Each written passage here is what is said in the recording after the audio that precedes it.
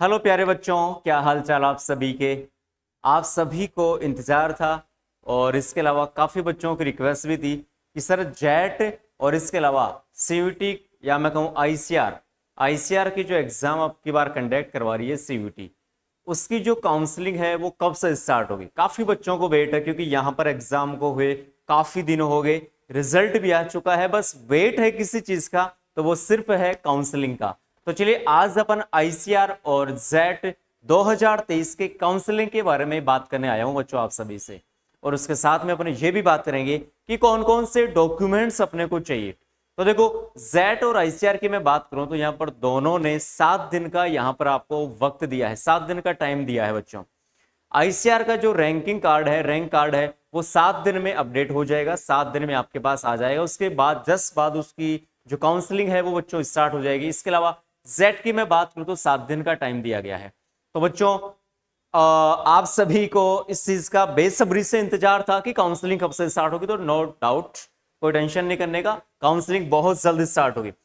लेकिन counselling start करने से पहले आपको कुछ खास बातों का ध्यान रखना है, जिसमें अपन डॉक्यूमेंट्स को सबसे मेन इंपॉर्टेंट करेंगे। तो चलिए मैं डॉक्यूमेंट्स की बात कर लेता हूं आज प्यारे बच्चों। देखो, आपको डॉक्यूमेंट्स क्या क्या रेडी रखना है, ये तो रखना ही है भाई साहब, इस चीज का आप जरूर ध्यान रखें। 10th की मार्कशीट की यदि मैं बात करूं, ओरिजिनल, ये डॉक्यूमेंट्स आपको ओरिजिनल चाहिए। Okay done.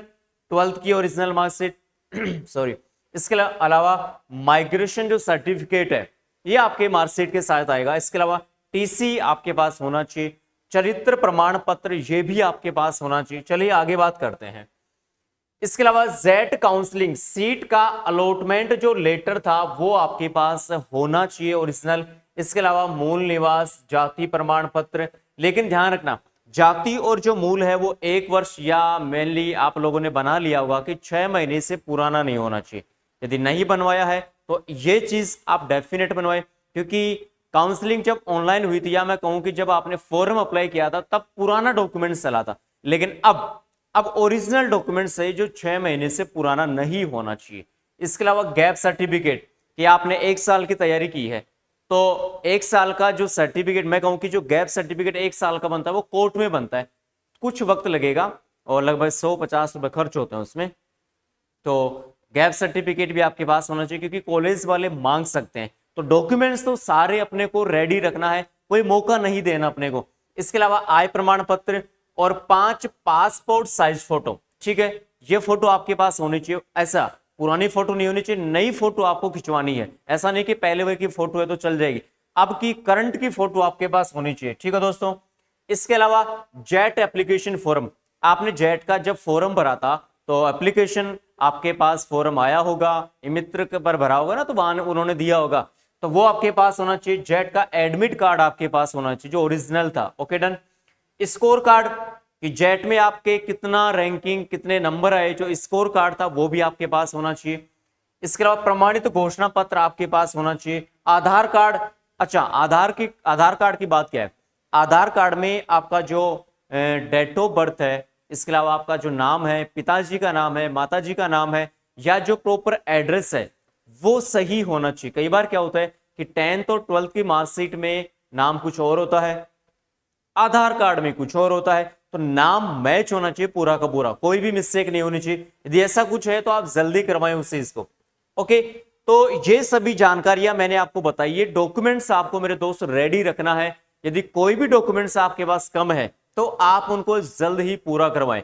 और मैंने यहां पर काउंसलिंग की बात कर ली है कि 7 दिन का टाइम दिया गया, 7 दिन के बाद यहां पर आपके पास काउंसलिंग है वो स्टार्ट हो जाएगी। ई मित्र पे जाना और सही तरीके से काउंसलिंग करवाना। कई बार क्या होता है प्यारे बच्चों के नंबर बहुत अच्छे आने के बावजूद भी कॉलेज अच्छा नहीं मिल पाता, तो काउंसलिंग सही तरीके से करवाए।